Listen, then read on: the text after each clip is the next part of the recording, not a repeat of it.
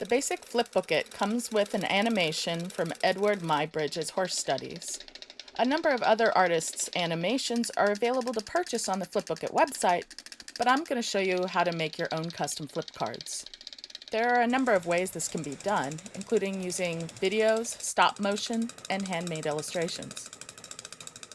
In this tutorial, I'll show you how to make videos with a camera or phone, edit the video down, use the Maker tool on the website to process and choose the frames you want, and put it all together using printable labels and blank cards available from Flipbookit.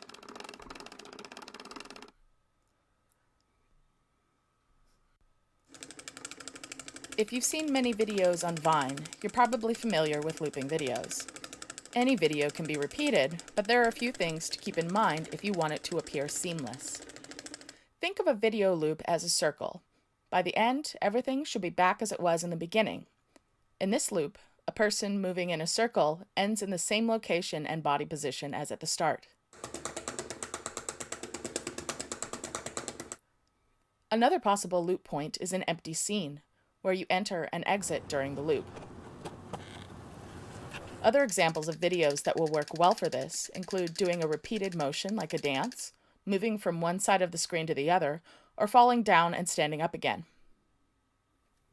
It's a good idea to make a quick plan of what you want to make, especially if it's going to be stop motion or illustrated.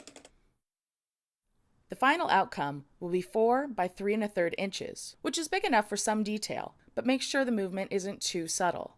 You'll also notice that there's a small gap between the top and bottom cards. Because of the way this machine works, movement in the center area won't show up as well, so you want to make sure that most of your activity takes place in the top or bottom of the frame as opposed to the middle. One of the most important things you'll need is a tripod to keep your camera still while shooting. There are a variety of sizes and styles available without having to pay an arm and a leg.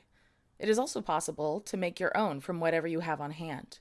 You can create a stand for your camera phone out of cardboard, books, rubber bands, tape, just about anything. I've linked to a few good tutorials of homemade camera stands in the Instructable for this video, or you can make a simple stand with slots like this one out of cardboard. The important thing is to make sure your camera or phone is sturdy. If doing a small light stand like this one, it's a good idea to secure it before you start shooting. I'll tape this one down.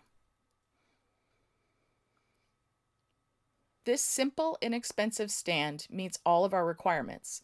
The slots are tight enough to hold the phone in place, it doesn't block the camera, and it still lets you access the screen.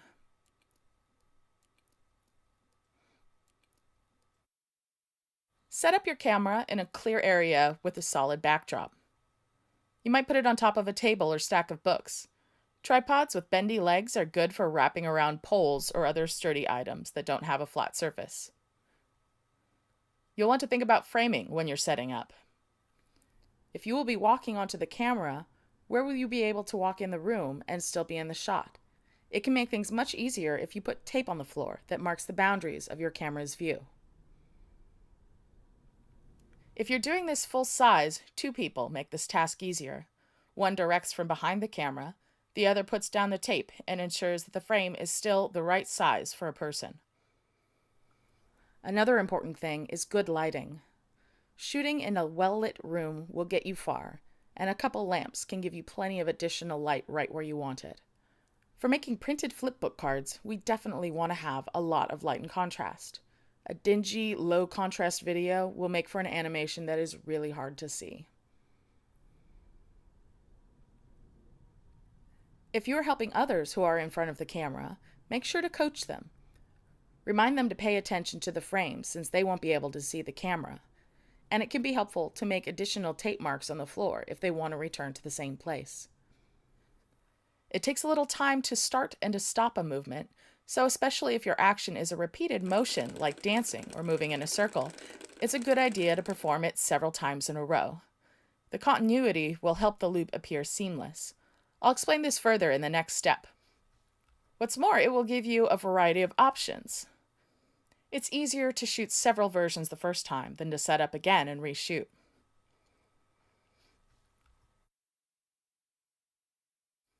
You might have a video editing application on your computer already. There are also online video editors and plenty of options for your mobile device. Load your video and then look for the loop that you want. Some video editors have a looping playback option, which can be helpful in identifying a smooth loop. You'll want to select between 3 to 7 seconds. The Maker tool will pull out the correct number of frames for your Flipbookit from any length video, so focus more on capturing just the right clip. Trim the video down to exactly the part you want. If you're trying for a smooth loop of a continuous motion, this is where filming the motion several times in a row comes in handy. It's a good idea to select start and end points that are in the middle of an already started movement. You can adjust the end until you find a frame that looks just like the first one. Save or copy the video to a new file and export it.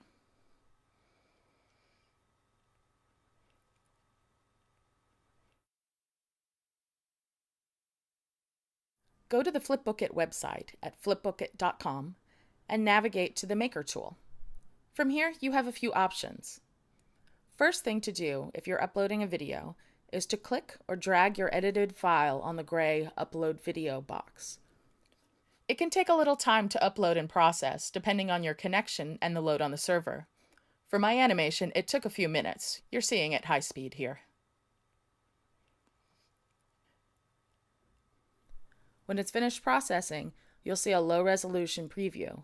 Don't worry, the final images will look much nicer. Play it back to see how it looks. You can fiddle with the video you're uploading if you need to. Or, if you don't like the frames it shows, you can tell the tool to retry and grab some new ones. If everything looks the way you want it, click the button to create your printable template. It will generate a PDF that you can download. You may notice that the images look a little strange in the PDFs, with the tops and bottoms not matching. This is normal. I'll show you why it does this in a few steps.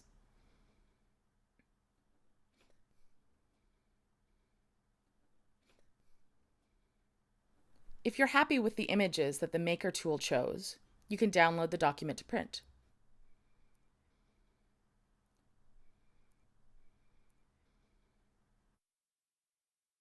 If you'd like to play with the images, you can download your animation as individual frames and edit them in your software of choice.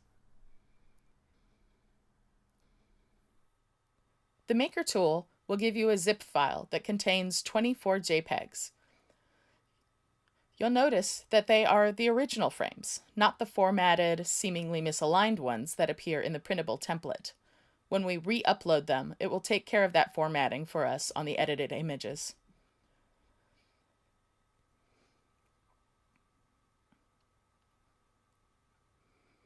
In this case, I'm going into Photoshop to edit out the wire my figure hangs on, so that it appears it's flying without support. I'm doing this with all of the images that I have that include that wire.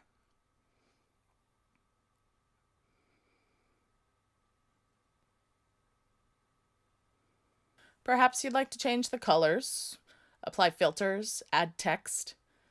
You can make it sepia to have an old-fashioned look to it. You can draw on it. See what other ideas you can come up with.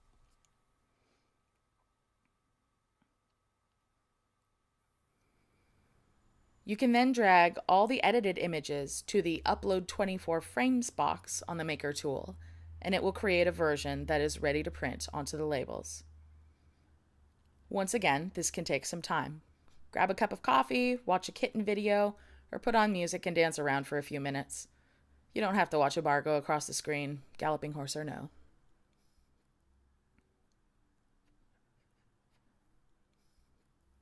Now the preview shows me an updated version of the animation, and I can see that my figure no longer shows the attached wire. When you're happy, click Looks Great.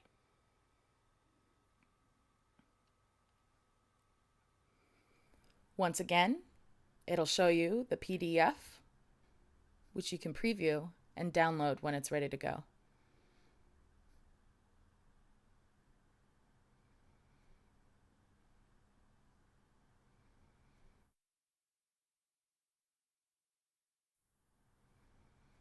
Load the labels into a printer and print the PDF you downloaded from the web tool. It's a good idea to print some test pages on regular paper so you can check the alignment against the label sheet. If you don't have access to a printer, or if you'd like higher quality than your printer can provide, you can always take your file to a copy shop or office supply store and have them print it for you. If you don't have a color printer, you can even print it in black and white and color the images after you've printed them. Now it's time to attach your printed labels to the cards. I mentioned before that this misalignment of the top and bottom of these images is normal. This is because each label goes onto both sides of a single card. The top and bottom halves of each picture actually belong to different frames. It can be a little difficult to align these labels evenly if you peel them all the way off, so I'll show you a method that makes it a bit easier. First, peel the bottom half of a label from the backing and fold it up to meet the upper edge of the label. We're simply folding it in half with the sticky side out and giving it a nice crease. Don't take the top part of the label off the backing yet.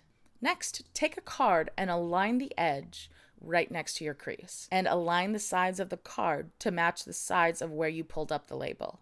Hold the card in place with one hand and use the other to smooth the folded part of the label onto the card.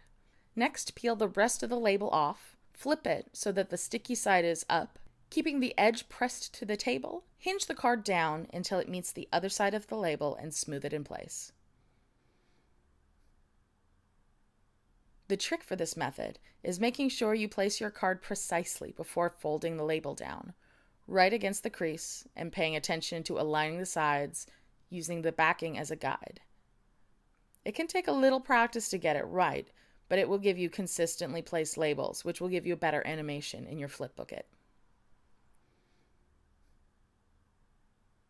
The ideal is to have the images completely centered on your labels. But if your printer printed close to the images but not completely aligned with the label sheet, don't worry too much. The eye is forgiving. You still want to make sure that when you fold your labels in half to attach them, you line the bottom edge of the label up with the top of the label, not the top of a slightly off image. If you wind up with any wrinkles, just run your finger over it until it smooths out. You should wind up with 24 cards with your printed labels on them. Make sure that they're all in order.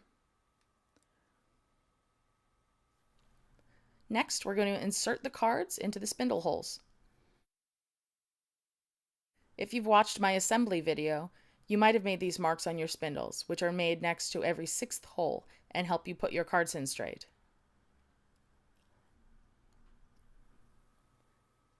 Go ahead and do it the same way.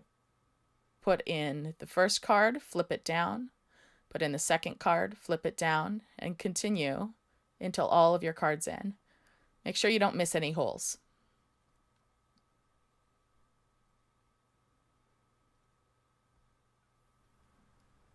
And there we are, a custom animated Flipbookit.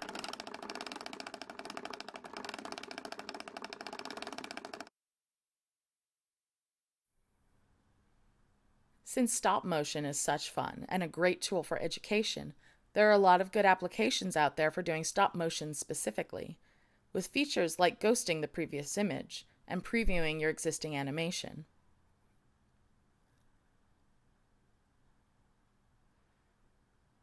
Make sure to check out Flipbookit's Instagram page to see a ton of animations that others have done and to get some more inspiration.